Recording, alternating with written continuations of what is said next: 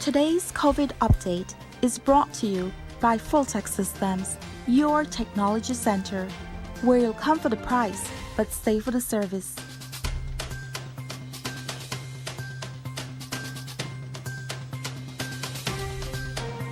Into our final conversation for today. This is our COVID-19 update as well, where we talk with financial advisor Corrine Fuller, who's been no stranger to us over the years, to tackle one of the toughest topics.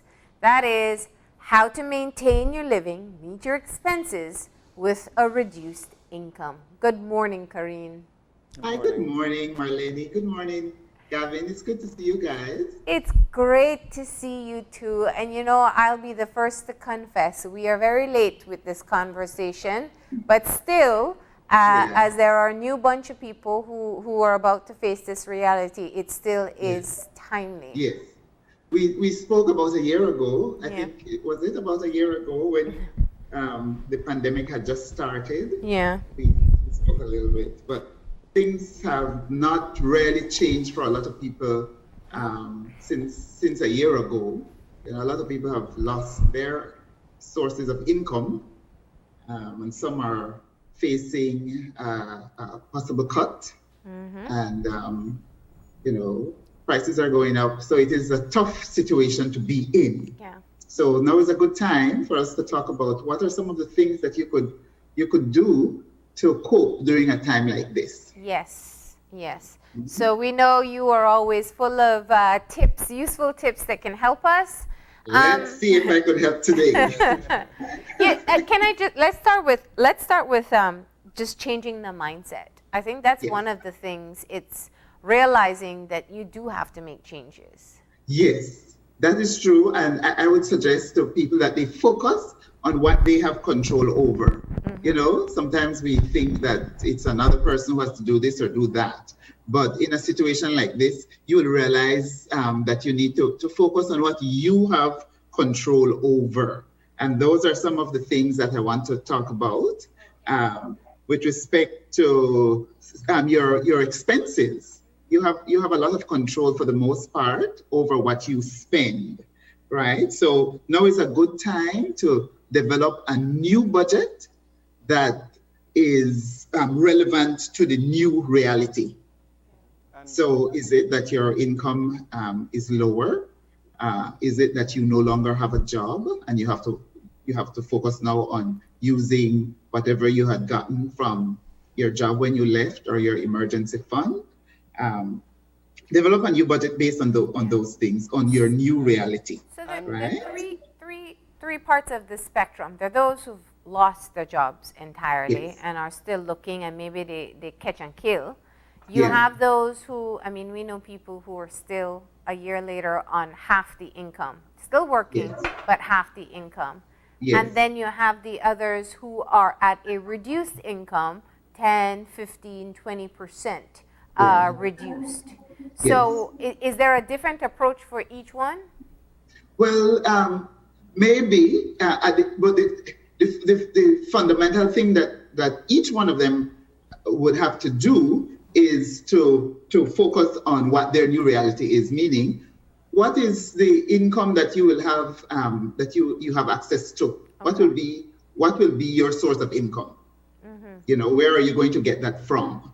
Is it from your savings? Is it from your retirement fund? Is it from what you had gotten when you left your job? Is it half the income that we were making because one partner in the home probably has lost their job? Is it 90% or 80% of the income that you used to get? So just look on the reality. This is what we have to work on. And then look on your expenses. So at this point, this is what we've been practicing for a little bit, even though I must say, Marlene, over the years that we have spoken, we have, you know, we talked about your emergency fund and preparing for that rainy day and so on, but we never thought that, that the emergency would be something like this. Nobody had this in we never thought that it would come down to this. And I always thought of your goal where you said put aside at least 6 months of salary for people who lost their jobs. That's for over a year. Yeah. That has gone through the window. Yeah. So, go ahead. I was going to ask a different question, so you can continue on that point before I get into that. Okay. I wanted to say too that so the steps that you need to take, right? Remember, okay, I will focus on what I have control over. What do I have control over? The things that I spend my money on, right?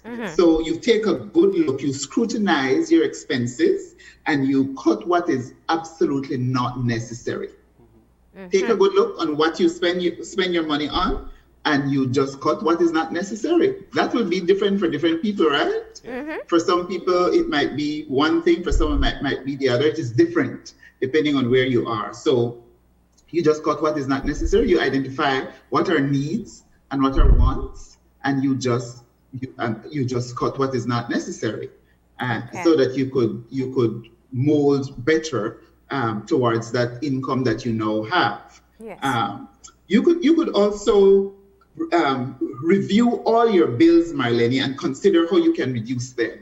We know by now what it means to what you need to do to reduce, say, your electricity bill. Yeah. And I understand and I know that is very hard right now because a lot of people are working from home. Children, for the most part, are at home.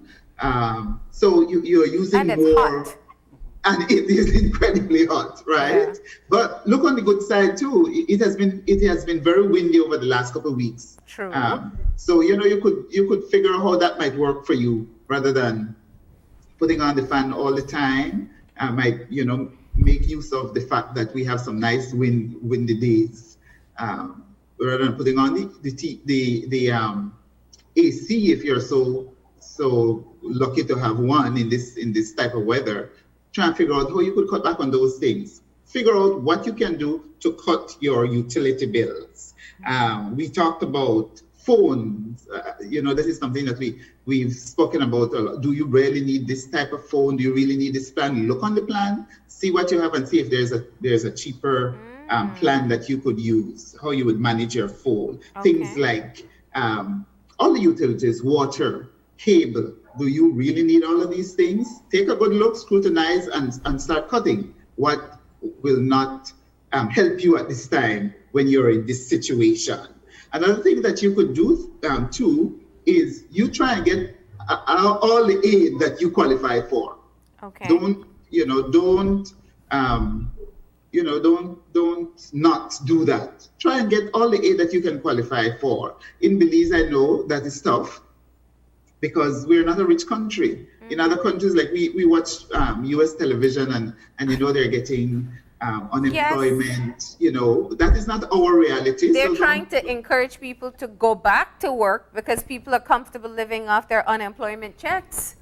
And yes, and that is hard for them to go back to work because they're getting the unemployment and that is taking them through. That is not our reality. Nope. So we have to know what is our reality and act accordingly. The other day, I noticed that there was a negative amount on my water bill, and that was because I had paid on time. So they had something going. Yeah, where, they have. If you pay on time, yes. If you pay within the due date, then you get a, what do you call it? Refund. A reduction. Yeah. You get a credit, like a credit note. Yes. So look for those things, and don't think that every little bit doesn't, especially now, every little bit counts. Yeah. Every little bit counts. So you want to, when you're looking on your expenses and trying to figure out what to cut, you might want to look on things that, for example, if you go out to eat, is that something that you can continue doing? As I said before, what works as often or so on, or any at all, what works for some people, what works for some people might not work for others. So you have to do it for you and your household. One thing that I didn't mention that is of utmost importance, Marlene, is that you have to communicate with the people that you are that are in your household, so that everybody is on the same page, right? You have to make sure that everybody is on the same page so that they know what we're about, the sacrifices that we have to make, and so that everybody could have a part in making this sacrifice together. And one of the things that I wanted to ask about, and it's been interesting to see because it's sort of gotten sort of attention internationally in the past few years, and it's also this idea of decluttering in terms of removing things that you may not necessarily need. And earlier you were talking about prioritizing, but we might even have devices or things in our house that are using electricity or using, or just even it takes resources to even just have things and clean them and do whatever, and you don't realize that you're actually spending money. So you can actually let go of some items, maybe even sell some. Can you talk a bit about that? Oh yes, that is the income part, Gavin, that I had in my notes. So that is one of the first things that I have. Monetize your assets. If you have things that you do not need at this point, sometimes we have a lot of electronic items. We have a lot of good quality clothing. Sometimes you could sell those things. If you're an avid reader and you have a lot of books, you more than likely wouldn't read them twice. So you could sell those things so that you could make some money from them. You look around your house and see what you really don't need. And as you mentioned before, decluttering. And it goes, I like what you said, it goes beyond just having the things, but the time and effort and sometimes the expenses associated with maintaining those things. You might not be in a position now where that is where you need to do that. So you could sell what you don't need. And remember too that some people might be thinking, well, most of us are in this boat where we don't have sufficient money to even purchase things. But some people still have jobs. Yes. Some people have planned very well over the years so that this situation hasn't affected them that much. Some people can afford to purchase. Yeah. And so you look on what you can sell. Another thing that you can do too to bring in more income is to find a service that you are good at and sell it. What are you good at? What are your talents and your hobbies that you have worked on over the years that you have done pat? I think, was it in yesterday's news that I saw a gentleman who was making pepper salt? Yeah. Yes. Find out what you can do. Use the situation to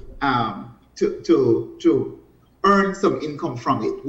This situation that we are in, what can you do to earn income from this situation? Not exploiting anybody, but just using the opportunities that present themselves. For example, some people might not want to go out. So whether you're a teacher or you're a policeman or you're an office worker or whatever, if you're in a situation where you need to make more money because your situation has changed, you need to look for opportunities where you could earn additional income. You might be able to go shopping for people. That might be one thing. You might, some people don't want to go out. That's you could do shopping for them. You could do things like that. You could research and see, what is there, what is this, what opportunities are there. So just don't sit down and, in despair. Look on your situation, recognize that you are responsible for you. You're responsible for the people in this household, and so you need to take a hold of yourself. Do not give in to despair and see how you could make things work. Yes. Because you're not the only one to begin with, right? There are a lot of us who are in this situation and we're trying to work through it. So just don't give up in despair. Work hard at looking on things differently, looking outside the box so that you could find ways in which will help you through it. And Marlene and Gavin, the basic things that we know about financial management have not changed. You still have to budget. Yeah. You still have to make sure that you do not waste. You still have to be careful, and especially now. So I suppose the danger that comes is that if you try to maintain the same lifestyle you had with a reduced income, I mean, it's setting yourself up for challenges in the future. Exactly. Yeah. Exactly. So Yeah. if you're going to have a reduced salary, you're going to have a reduced budget that you're Yes. working with. Yes. Yes. Yes. Yeah. What about? Go ahead. Sorry. No, you go ahead. No, I was saying that I've seen some people do some using this situation that we're in. I know people who make masks, and you know, the pretty ones. They make sure they're up to standard and they sell it. I know people who they do some shots. They call them COVID shots. You know, with the things that build your immune system. Oh yes. You know, things like that. I mean, people are doing that. Yeah. People have use their kitchen to cook and sell food and so on. So, as I said before, we might think that, you know, people are not spending because of the situation. You have some people who are spending. And if you are able to always need to eat, and the food sales all over. Yes. There's no shortage of food, and people sharing, you know, using their skills to try to make an extra income. But what about keeping up with your debt? Keeping up with your debt. You have loan obligations, payday loans. You have all these other things that you're obligated to, and now you're talking about a reduced income. Yes. Yes. What can we do? What can you do? I would suggest to you that you try not to get into more debt at this time if you don't need to. If you know that you cannot maintain it, you cannot pay for it. But your existing debt, you speak with your lender. You go to your credit union, you go to your bank, and you speak to them early so that they know what your situation is. And I know at the beginning of this of the COVID, there were some measures that financial institutions put in place to assist their members and their customers. But so go and speak to them early. Do not bury your head in the sand and figure that they should understand. They need to hear from you. They need to know how they're going to get their money back. And they would be willing to help so long as you are able to work out a plan with them. So I would suggest don't waste time, go to your lender, go to your financial institution and see what they have in place to assist. Maybe, you know, and there are two types of people. The people who will just go and say, I can't pay, what can I do? And there are some who will hide from the lenders and get overwhelmed by what they owe. And I think a part of it is that they perhaps don't know whether or not the lending institution will be open to changing their terms. What's your advice on that? For people who are fearful that to even go to the institution to say, I can't pay. Yeah. You know, being fearful is understandable. Yeah. No doubt about it. You don't go to the doctor sometimes because you're fearful. It doesn't make sense. But that is how we are as human beings. So overcome that fear. Look on the long term.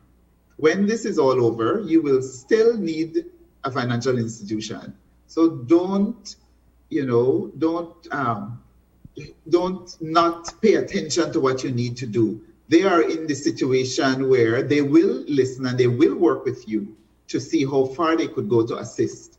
I know that for a fact that for credit unions, let me tell you, when our members fail, our credit unions will fail. So we don't want our members to fail. So you go and you speak to your credit union, speak to your bank. If you have a loan, see if you could work out something where you could pay a lower amount for a longer period until you get back on your feet. So do not give in to the fear. It is not rational. We do it because of the unknown. Nobody likes the unknown, and sometimes we shy away from that and we ignore it. But take the bull by the horns. This is no time to not pay attention to the little details. Just like how you have to look on that expense and work it so that you do not spend money on things that you do not need. Yeah. It's the same approach you have to take with the debt that you have. Speak to the lender, speak to your financial institution, and see what you can work out. Okay. And looking forward, it's also one of the things I think you started off by saying talk with the members of your family, let them know things are going to change a bit. But can it also be too rigid? Do you want to still allow? It gets very depressing for people when they can't meet their financial obligations. What's kind of the leeway that you would advise people on to still allow for a little indulgence in between? Yeah. I think that is why it's important to chat with the family, because when everybody sees the situation, then they realize that they're all in this together. And you would be surprised at some indulgences that don't have to cost a whole heap of money. Perhaps before, if your indulgence was going away for the weekend or going abroad or going out to eat, things like that, you could look at it and you would be surprised how you could get some ideas to still have a break, but not costing you as much as it used to, So that discussing it with your family is very important. Discussing it with the persons who are going to be affected, so that everybody takes a bit of ownership in getting us through this situation and getting ideas together as to how we could still enjoy ourselves, but considering the situation that we're in. Yeah. And Corinne, are there any other tips that you perhaps would want to leave our viewers with, or that would be definitely useful during this time? Okay, yeah. I would like to say to them to just focus on where you are, and work with what you have control over. Think outside the box. Figure out how you could make this situation work a little better for you. Understand that this is a sacrifice. Things will not be the same, so we'll have to sacrifice a little bit. Listen, do not get sick. We didn't speak about that. Try not to get sick. You have a chronic illness, deal with it so that it doesn't get out of control, because that will add to your expenses. That's so true. Listen to what the people who are qualified, what they say about COVID and what you should do. Do what you need to do to prevent yourselves and your family from catching this disease. It is real. It is a real disease. People are dying. So don't think that it's a conspiracy. People are dying from this thing. So do what you need to do. Follow the protocols and do what you need to do. Don't take any chances. And realize, the last thing that I want to say is realize that this too shall pass. This won't last forever. It is taking much longer than we want, but it shall pass. And if we stick with it, if we stick with our plans, if we think outside of the box and we figure out together how we could get through this, how we could overcome the hurdles that are present for your family, for your situation, you'll be able to get through it. This too shall pass. This too shall pass. Wow. Thank you so much for that reminder there in the end. That is exactly what we must stay focused on. I know it's not an easy topic that people want to address within their households, but a necessary one. Yes. So we are so grateful for your tips today, Corinne. It was my pleasure all the time. All right. You stay safe and take care. Yes. You too, Marlene and Gavin. You have a good day. All right. Good rest of the week. Bye, guys. All right. And with that, we're going to go ahead and take our final break, and we'll be back in a few. Stay tuned.